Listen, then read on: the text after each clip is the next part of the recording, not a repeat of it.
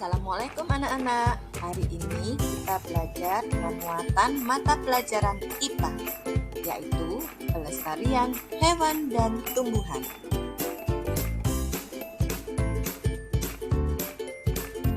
Adapun tujuan pembelajaran hari ini: 1. Siswa mampu menjelaskan pengertian hewan dan tumbuhan langka. 2.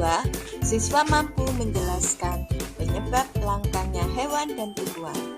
3. Siswa mampu menjelaskan cara pelestarian hewan dan tumbuhan. Nah, di sini Ibu ada video pembelajaran dari YouTube.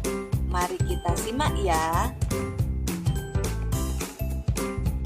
Assalamualaikum warahmatullahi wabarakatuh. Bagaimana kabarnya anak-anakku? Masih semangat belajar dan tetap jaga kesehatan ya. Kali ini kita akan belajar tentang pelestarian hewan dan tumbuhan. Indonesia memiliki sumber daya alam hayati yang sangat melimpah. Sekitar 30% dari jenis hewan dan tumbuhan yang ada di bumi berada di Indonesia.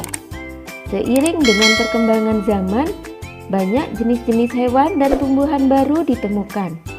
Akan tetapi, juga ada ratusan bahkan ribuan jenis hewan dan tumbuhan yang terancam punah, bahkan mengalami kepunahan. Ancaman terhadap kepunahan hewan dan tumbuhan langka sangat memprihatinkan. Ada dua faktor yang menyebabkan makhluk hidup terancam punah, yaitu pertama faktor alam. Contoh faktor alam antara lain sulit beradaptasi dengan lingkungan, memiliki tingkat perkembangbiakan yang lambat, dan terjadi bencana alam. Yang kedua, faktor manusia. Banyak kegiatan manusia yang dapat menyebabkan kepunahan hewan dan tumbuhan. Contohnya, penebangan dan pembakaran hutan, perburuan liar, eksploitasi secara berlebihan, dan pembuangan sampah atau limbah ke alam. Berikut beberapa contoh hewan dan tumbuhan yang tergolong langka. Hewan langka. Hewan langka adalah berbagai jenis hewan yang keberadaannya sulit ditemui di alam bebas, jumlahnya terbatas, dan hanya hidup di suatu daerah tertentu. Hewan dapat dikatakan langka disebabkan oleh dua faktor, yaitu faktor alam dan faktor manusia. Berikut contoh hewan yang tergolong langka dan bahkan terancam punah. Burung cendrawasih. Burung cendrawasih hanya ditemukan di Papua. Bulu burung cendrawasih sangat indah sehingga dijuluki burung surga. Oleh karena itu, burung cendrawasih banyak diburu dan menjadi langka. Badak bercula satu. Badak bercula satu ini hidup di ujung kulon Banten. Sesuai dengan namanya, badak ini memiliki satu cula di atas hidungnya. Populasi badak bercula satu semakin menurun karena banyaknya perburuan liar. Biasanya, para pemburu mengambil cula badak untuk dijadikan bahan obat. Orang utan. Orang utan adalah spesies yang terancam punah karena jumlahnya di alam bebas semakin berkurang. Berkurangnya jumlah orang utan disebabkan perburuan liar dan kerusakan habitat akibat pembukaan lahan hutan untuk pemukiman dan perkebunan. Komodo. Komodo adalah kadal terbesar di dunia sehingga sering disebut kadal raksasa. Komodo hanya hidup di Pulau Komodo, Nusa Tenggara Timur. Keberadaan komodo terancam punah. Menurunnya populasi komodo disebabkan karena perburuan liar, perubahan lingkungan, dan berkurangnya sumber makanan. Harimau Sumatera. Harimau Sumatera merupakan jenis harimau terakhir yang masih hidup di Indonesia. Harimau Sumatera terus diburu karena meningkatnya permintaan bagian tubuhnya. Kulit harimau banyak dimanfaatkan untuk berbagai keperluan seperti tas, sepatu, ataupun bahan pakaian. Harimau Sumatera akan punah jika terus diburu. Tumbuhan langka. Seperti halnya hewan, tumbuhan juga dapat menjadi langka dan mendekati kepunahan apabila jumlahnya di alam bebas sangat sedikit. Berikut contoh tumbuhan langka di Indonesia. Rafflesia arnoldi.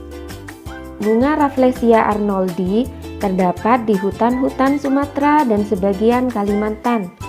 Bunga ini hidup parasit di tumbuhan menjalar. Kuncup bunga ini dapat dijadikan obat sehingga sering dijarah. Amorphophallus titanium. Amorphophallus titanium merupakan tumbuhan dengan bunga terbesar di dunia. Bunganya mengeluarkan bau seperti bangkai, sehingga dinamakan bunga bangkai. Bunga ini termasuk langka dan dilindungi pemerintah.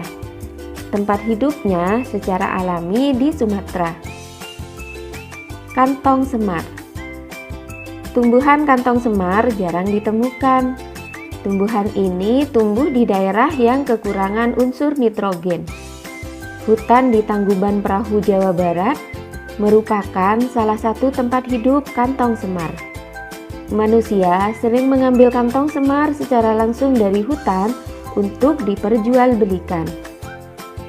Cendana. Tumbuhan cendana banyak ditemukan di Nusa Tenggara Timur. Tumbuhan ini digunakan sebagai rempah-rempah dan sebagai pengharum. Keberadaannya kini langka dan harganya menjadi mahal. Aquilaria. Aquilaria merupakan tumbuhan penghasil kayu gaharu. Gaharu memiliki kandungan kadar damar yang wangi sehingga dijuluki emas beraroma dari hutan. Tempat hidupnya di hutan pedalaman Kalimantan. Harga jual tumbuhan ini mahal sehingga banyak diburu orang. Keberadaannya sekarang sangat mengkhawatirkan dan terancam punah.